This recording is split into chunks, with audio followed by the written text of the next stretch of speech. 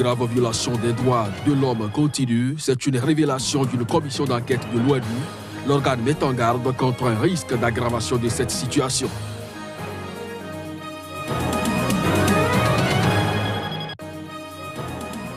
Au Zimbabwe, 2 semaines après l'investiture du président Emmerson Mnangagwa, ce fut le tour des nouveaux députés élus dans la même période. Ils ont prêté serment hier. En RDC, la lutte contre Ebola adopte une autre cadence. L'armée des médecins et des ONG mobilisées contre le virus dans l'est du pays a relancé la guerre aux résistances, aux délits et aux fausses croyances. Nous sommes le 6 septembre, mesdames et messieurs, bonjour et bienvenue au Zimbabwe. 2 semaines après l'investiture du président Emmerson Mnangagwa, les nouveaux députés élus le même jour ont été investis de leur mission. En effet, ils ont prêté serment ce mercredi devant l'Assemblée. Reportage. La ZANU-PF, parti présidentiel au Zimbabwe, a décroché aux législatives 145 des 210 sièges de l'Assemblée nationale contre 63 sièges au MDC et 2 à des indépendants. Les députés élus au cours de ce scrutin controversé du 30 juillet ont donc prêté serment mercredi au Parlement. La majorité dont dispose le président Emmerson Mnangagwa lui permettrait d'amender la Constitution. Je ne pense pas que nous allons faire grand-chose avec ce président, car je vais dépendre d'éléments comme l'investissement international pour changer quoi que ce soit. Et si nous n'en obtenons pas, je ne serai pas en mesure d'y arriver. J'ai besoin du président Chamisa pour que nous puissions travailler ensemble afin d'obtenir des investisseurs internationaux et autres, mais je ne m'attends pas à ce que le gouvernement soit en mesure de le faire. Si vous avez écouté le président lorsqu'il a pris la parole, vous constaterez qu'il s'emploie à ouvrir le pays, à le réengager, et nous estimons qu'à mesure que nous entrons dans ce Parlement, la loi qui doit être présentée a trait à l'ouverture de notre espace économique. Le Sénat est composé de 80 membres, dont 60 nommés selon la représentation proportionnelle. 18 chefs traditionnels pour la plupart, acquis à la ZANU-PF, et 2 représentants les handicapés. Le président Mnangagwa s'est engagé à relancer l'économie en crise du pays et à lutter contre la corruption. Révélation d'une commission d'enquête de l'ONU. De graves violations des droits de l'homme continuent au Burundi. L'organe met en garde contre un risque d'aggravation de cette situation en lien avec le contexte électoral que va bientôt traverser ce pays. Des enquêteurs de l'ONU sur le Burundi ont prévenu mercredi que de graves violations des droits de l'homme, dont des crimes contre l'humanité, s'y poursuivaient. Cette révélation est véhiculée dans un rapport de la commission d'enquête de l'ONU sur le Burundi, établi en 2016 par le Conseil des droits de l'homme. Que la période qui commence maintenant et qui va aller à 2020, le contexte électoral est toujours un contexte qui nourrit la violence politique et les violations des droits de l'homme. Et nous faisons une alerte à la communauté internationale et au Conseil des droits de l'homme. C'est maintenant qu'il va falloir être vigilant. Quand nous parlons de violation des droits de l'homme et de persistance de violations, nous parlons des violations suivantes. Alors vous allez voir que ce sont des violations graves. Des exécutions arbitraires, des arrestations et détentions arbitraires, torture, autres traitements cruels et inhumains, violences sexuelles, violation des libertés publiques et violation des droits économiques et sociaux. La commission qui dénonce l'impunité au Burundi a élaboré une liste confidentielle d'auteurs présumés de crimes contre l'humanité qui pourra être partagée par l'ONU avec tout organe ou juridiction compétente qui mènera des enquêtes indépendantes et crédibles. La commission demande par ailleurs au Conseil des droits de l'homme, dont la prochaine session démarre lundi, de prolonger son mandat pour une année supplémentaire. Lutte contre Ebola en République démocratique du Congo. L'armée des médecins et des ONG mobilisées contre le virus dans l'est du pays a relancé la guerre aux résistances, aux délits et aux fausses croyances. Ces facteurs retardent en effet la victoire finale face à l'épidémie. Le bulletin du ministère de la Santé de mercredi en RDC faisait état d'un bilan actualisé de 85 morts avec 4 nouveaux décès après une relative accalmie, dont 3 à Béni. Mardi, des notables de la ville de Béni sont allés en urgence à la rencontre des habitants du quartier de Ndidi, devenu le principal foyer de l'épidémie d'Ebola avec 70% des 20 derniers cas rapportés. Face aux rumeurs, fausses croyances, malentendus culturels et cultuels, les autorités congolaises et leurs partenaires s'appuient aussi sur les patients qui ressortent vivants des centres de traitement, les vainqueurs d'Ebola. Pour nous, l'idée c'est de dire qu'ils arrivent à accepter la vaccination et qu'ils acceptent à comprendre que s'il y a un cas suspect, qu'ils le notifient et qu'ils acceptent qu'on amène ces cas suspects à l'hôpital. On nous a promis que nous allons enterrer vos cadavres selon vos coutumes. Mais cela n'est pas réalisé. C'est pourquoi vous trouvez qu'il y a des doutes dans la population. Quand il y a les gens de la CICR, de la Croix-Rouge, quand ils arrivent dans le quartier, nous les jetons de pierre, nous ne voulons pas les entendre parce qu'ils ne veulent pas nous faire comprendre. Ils ne veulent pas nous aider et nous amener de preuves de cette maladie. Nous les guéris, nous avons beaucoup de messages à transmettre dans la communauté.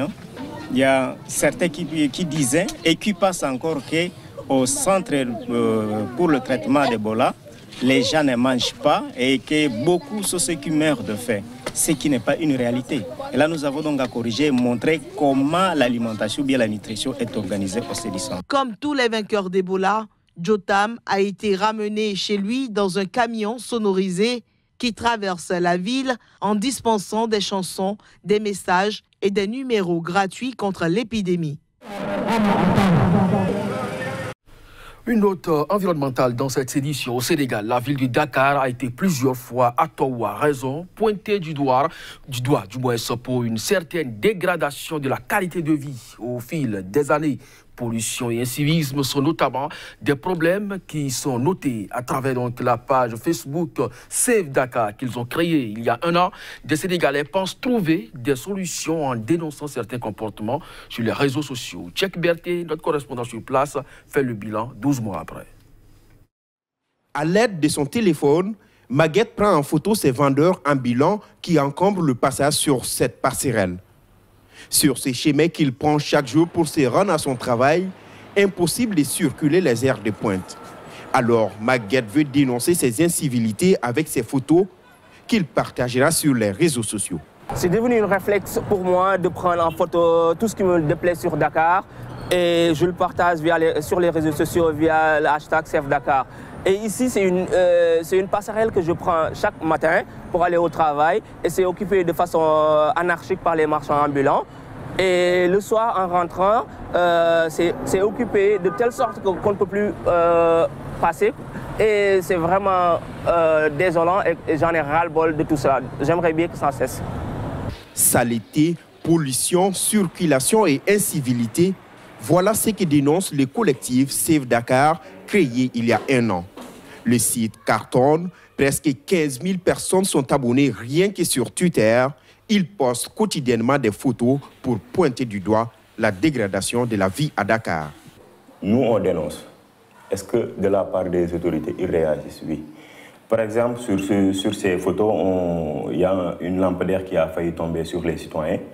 Et on l'a posté sur Twitter. Il y avait tellement de retweets que les agents de la Sénélec eux-mêmes nous ont contactés pour nous demander le lieu pour qu'ils puissent régler le problème.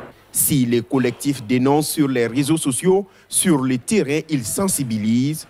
Des moments de pédagogie sont périodiquement organisés, comme dans cette école du quartier populaire de Gueltapé. Je leur dis de ne pas jeter leurs détritus par terre. S'ils voient des adultes qui sont en train de jeter des détritus par terre, qu'ils leur disent de le mettre dans les poubelles. Et on a parlé aussi du civisme, du patriotisme. Save Dakar continue de grandir. Pour les initiateurs, il espère occasionner une prise de conscience générale au niveau des politiques et des populations. En France, à l'issue du séminaire gouvernemental de rentrée, le Premier ministre a fait une annonce. Le plan pauvreté et le plan hôpital seront présentés respectivement les 13 et 18 septembre. Édouard Philippe confirme également un budget en forte augmentation pour le ministère de la Transition écologique et solidaire. Reportage. Le Premier ministre Édouard Philippe a confirmé mercredi un budget en forte augmentation pour le ministère de la Transition écologique et solidaire, désormais dirigé par François de Rugy, nommé mardi en remplacement de Nicolas Hulot.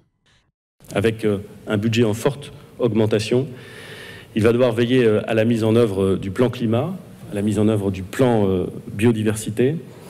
Il va devoir finaliser les 2 chantiers clés en matière de transition écologique que sont à la fois la programmation pluriannuelle de l'énergie et la loi d'orientation des mobilités qui seront présentées dans le courant de l'automne. Ce sont 6 grands chantiers qui vont nous permettre une rénovation méthodique de notre modèle social. Ces 6 chantiers concernent d'abord la lutte contre la pauvreté. Un plan et une stratégie complète de lutte contre la pauvreté seront présentés par le président de la République la semaine prochaine, le 13 septembre, et rentreront en application à compter du 1er janvier 2019.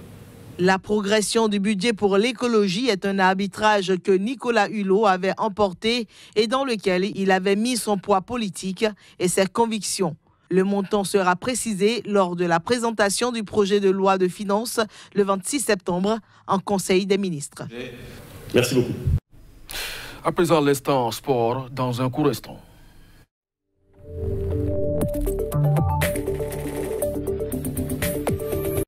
Voilà l'histoire, nous bonjour. Quand je viens maintenant, bonjour. L'affaire Cadet Gates, on peut l'appeler ainsi pour parler donc de les cadets béninois épinglés au Niger dans le cadre donc des tests IRM. Chaque jour que Dieu fait, on connaît des arrestations de gens impliqués dans ce dossier. Tout à fait, quand je viens maintenant, la vague d'arrestations dans le dossier de disqualification de l'équipe nationale est cadette par la CAF pour tricherie sur l'âge des joueurs s'intensifie après l'ancien président de la FPF, Anjoran Moucharafou, arrêté mardi. C'est au tour du professeur Vicencia Bokor, responsable de la clinique où la contre-expertise du test IRM a été faite, d'être interpellé par la police. Elle est gardée à vue depuis l'après-midi de ce mercredi à la direction de la police judiciaire. Le médecin auteur de la contre-expertise a aussi été interpellé et gardé à vue. Alors, médecin interpellé, responsable de fédération interpellée, joueur interpellé, parlant de joueurs également interpellés. Où est-ce que nous en sommes aujourd'hui quand on va faire un point global? Quand je viens maintenant, des informations recoupées, on apprend que le procureur aurait écouté Quentin Didavi, un des responsables au niveau du football, président de la Ligue notamment, celui qui a donc conduit les jeunes à Lomé pour les analyses de tests IRM. La plupart des 10 joueurs qui ont été entendus par le procureur auraient déclaré qu'ils n'ont jamais mis pied à Lomé. Qui a donc été à Lomé faire les tests? La question devra être posée. La contre-expertise demandée et payée par les deniers publics a déclaré 3 joueurs inéligibles, juste 3. Et parmi ces 3-là, normalement, aucun ne devrait avoir un bon de sortie pour aller au Niger.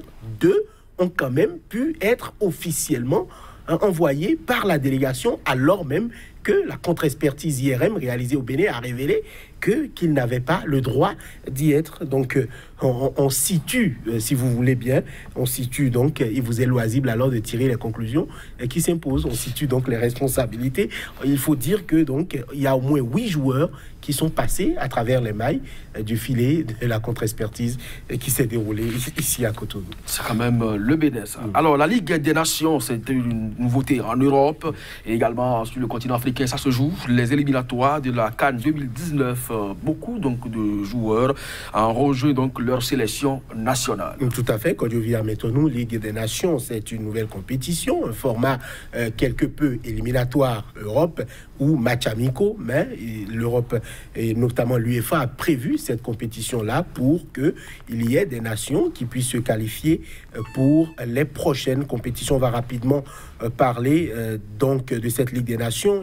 Il y a des matchs aujourd'hui même: Autriche-Suède, Portugal-Croatie, Pays-Bas-Pérou, Allemagne-France, République tchèque-Ukraine ou encore Pays de Galles-Irlande. Rappelons que côté Afrique, Seychelles-Nigeria, ce sera samedi, Afrique du Sud-Libye, Kenya-Ghana Égypte, Niger. Et dimanche, Madagascar, Sénégal, Rwanda, Côte d'Ivoire, Congo, Zimbabwe, Angola, Botswana et pour finir, Togo, Bénin. Ce sera dimanche à 17h. Ce sera bien au stade de Kégué à Lomé. Merci donc à vous, Johannes Toanou. Merci également à vous, chers téléspectateurs, de nous avoir suivis. C'est la fin donc de cette édition, mais restez en compagnie du programme de SICA. L'actualité revient dans un court instant.